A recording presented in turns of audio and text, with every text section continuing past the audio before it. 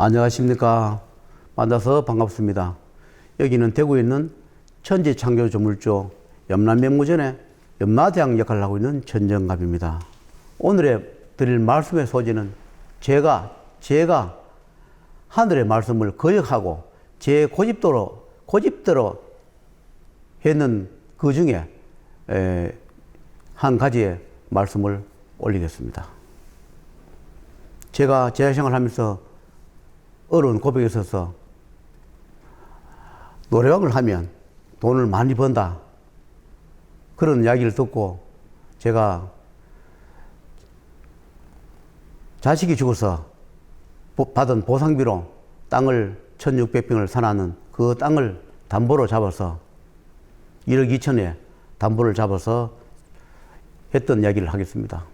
그때 1금융에 농협에 6천만 원이 대출이 되어 있고, 그러다 보니까 휴가 대출하기 힘들어서 사채시장이라는 데서를 찾아갔습니다.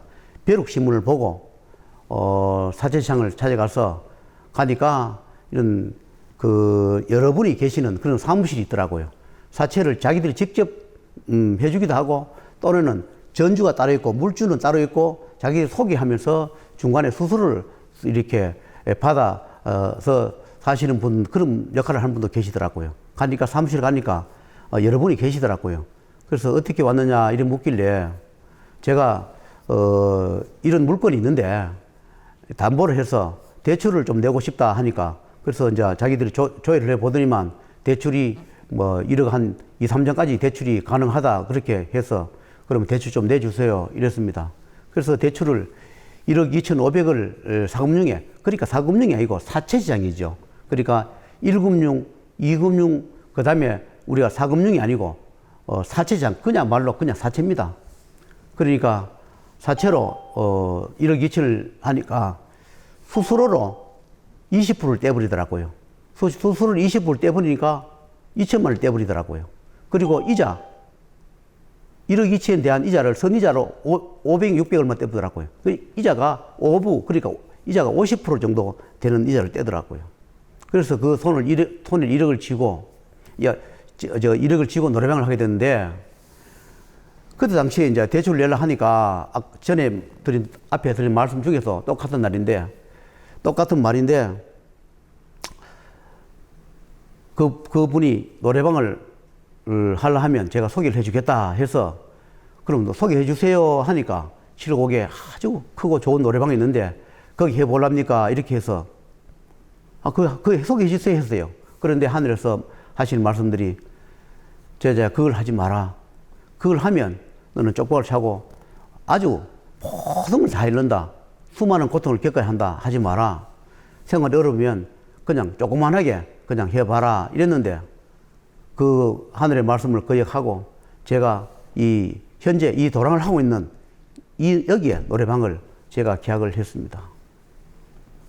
그런데 계약을 하고 보니까 사실은 노래방도 되지 않고 계속 적자도 나고, 그래서 적자를 메꿀 방법이 없어서 추가 담보, 또 추가 담보, 또 추가 담보, 그러다 보니까 제가 4건을 담보를 였습니다.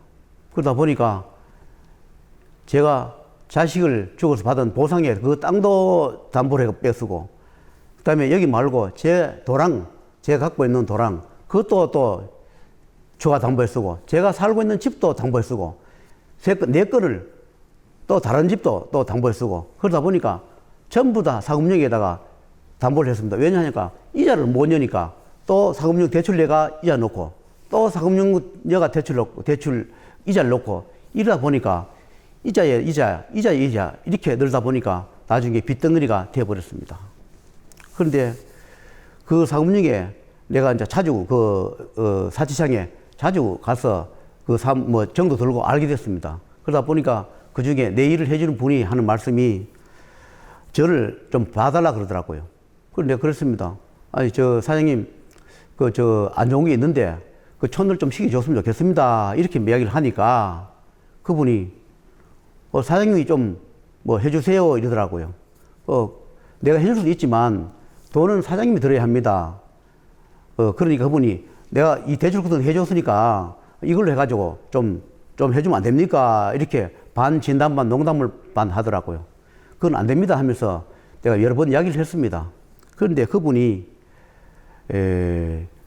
이 사채를 그 소개해 줄 때마다 꼭 수수료를 자기가 다 챙기면서 또 내가 전주한테 이 대출 받는데 굉장히 애를 쓰고 술도 사주고 뭐도 사줬으니까 돈을 또 더 들었다고 추가로 자꾸 돈을 더 달라 그래요. 그러나 어쩔 수 없이 제가 약하다 보니까 또 수수료 주고 또 추가 돈도 주고 그랬습니다. 그런데 제가 누가 그러더라고. 너는 자꾸 그러면 넌 죄를 받을 것이다. 이런 누가 말씀을 하더라고요. 그런데 제가 그랬습니다. 그분한테. 사장님, 이런 일을 하면,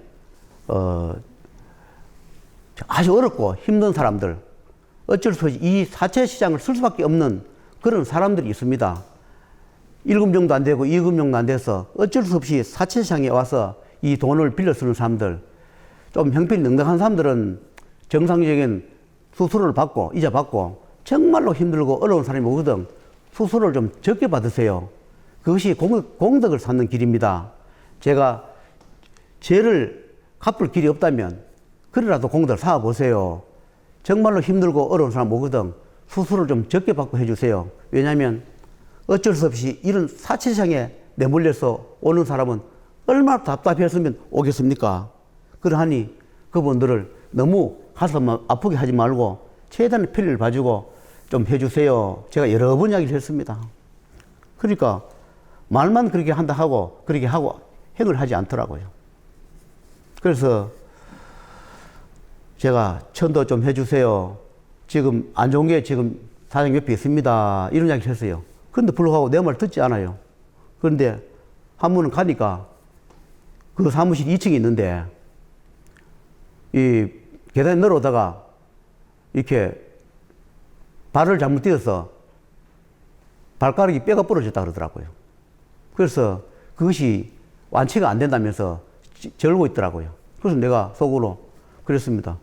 이놈아, 내가 그만큼 천도를 해주라 안 하더나 그리고 좋은 일을 하라 안 하더나 이런 내 속으로는 그런 말이 나오는데 그 사람도 직접 할 수는 없고 아유 이거 경고가 포시인데 천도를 꼭 해주세요 이렇게 하니까 자꾸 사장님이 알아서 좀 해주세요 알아서 해주세요 이렇게 하면 하지 그걸 하지 않더라고요. 그러면서 세월이 흘러가면서 몇 개월이 지났습니다. 그분들이 제가 이거 노래방 하는데 여기 와서 좀 술도 팔아주고 그런 적이 몇 번 있었는데 그러다가 세월이 흘러서 몇 년이 지났습니다. 어느 날 그 같이 계시는 분이 전화가 왔습니다. 사장님, 사장님 담당하던 그 사채업 중개하시던 그분이 어젯밤에 세상을 등졌습니다. 이래요. 어떻게 돌아가신대요? 물으니까 출근을 하지 않아가지고 전화하니까 전화를 받지 않아서 집에 찾아가니까 죽어 있더라. 그런 이야기를 해요. 그래서 그 사무실에 있는 분이 사장님 담당하고 사장님 실했으니까 사장님 연락 드린 겁니다. 오시려고 하면 지금 와보세요. 이렇게 이야기를 해요. 그래서 알겠습니다 하고 제가 찾아가지 않았습니다. 왜냐하니까 제가 여러 번 이야기했습니다. 천도를 좀 시켜주라고. 그리고 이 사채업을 하는 사람은 최대한으로 덕을 쌓고 베풀라고 어쩔 수 없이 이 사채시장에 와가지고 돈을 빌려가는 사람 정말로 너무 눈물 빼지 말고 이자 좀 사게 받게 해주고 수수료 적게 받으라고 내가 수없이 얘기했는데도 불구하고 그 사람이 그 말을 듣지 않았습니다. 그리고 천도 시켜주라고 당신을 데려와 있노라고 여러 번 이야기했는데도 불구하고 끝까지 진담 반 농담 반만 하다가 그분이 세상이 등겼습니다. 제가 오늘 왜 이런 말씀을 드리냐 하면 사람들은 제가 이 생각을 하면서 제가 죽는다 하면 금방 죽지 않으니까 자꾸 나를 사이비락 합니다. 내가 죽는다 하면 오늘 내일 당연히 죽어야 믿는 그런 사람도 있습니다. 죽는다 하면 그것을 내가 멀리 보고 몇 개월 내지 몇 년 안에 그것을 일어날 수 있다는 것을 알고 미리 처방하라고 얘기를 합니다. 그런데 불구하고 사람들은 내가 죽으니까 처방하라 이렇게 해놓으면 기도비를 내거나 천도비를 내놓고 그게 아까운 모양입니다. 그러니까 나한테 돈을 도로 내도록 하는 사람. 그런 사람도 종종 있습니다. 참 안타깝지요. 그러나 저는 이 길 가면서 한 번도 사기를 쳐본 적이 없습니다. 세상에는 인간이 알 수 없는 그런 맹물쇠가 있어서 인연 따라서 내가 일을 해주거나 또 알려주거나 말을 해줬을 뿐인데 그것이 믿어지지 않으니까 기도비를 해가 처리해주고 나면 얼마 있다가 돈을 돌려달라니까 돌려준 그런 경우도 있는데 저는 지켜보고 있습니다. 아, 하늘에서 어떻게 할 것인가. 분명히 집행해 주는데 불구하고 돈을 받아간 분들 어떻게 될 것인가. 저는 지켜봅니다. 저는 한 번도 제가 말해서 틀린 적이 없다고 생각하는데 여러 사람이 죽는 걸 봤습니다. 정말 여러 사람 봤습니다. 그래서 생사윤의 명부를 말씀해 드리면 정말로 귀담아 한번 들으시고 제가 하는 말씀, 인연돼서 하신 말씀 꼭 듣고 실수 없이 후회 없이 죽고 나서 후회 없이 후회되지 않게 그렇게 하시면 좋겠다는 뜻으로 오늘 말씀드렸습니다. 누구나 다 어떤 죄를 짓고 어떤 생활을 하고 어떤 업을 짓다 하더라도 하늘에서 절성에서 그 갚을 기회를 줍니다. 그걸 갖고 살아라. 그 기회를 준데 불구하고 그것을 모르거나 안 하거나 믿지 않거나 했다 하더라도 아까워서 돈을 도로 돌려받거나 그런 일을 하지 않았으면 하는 생각으로 오늘 이 말씀을 드립니다. 생사윤의 명분은 기회 줄 때는 한없이 기회 주지만 집행할 때는 한치도 오차 없이 가차 없이 집행한다는 것을 오늘 제가 말씀드립니다.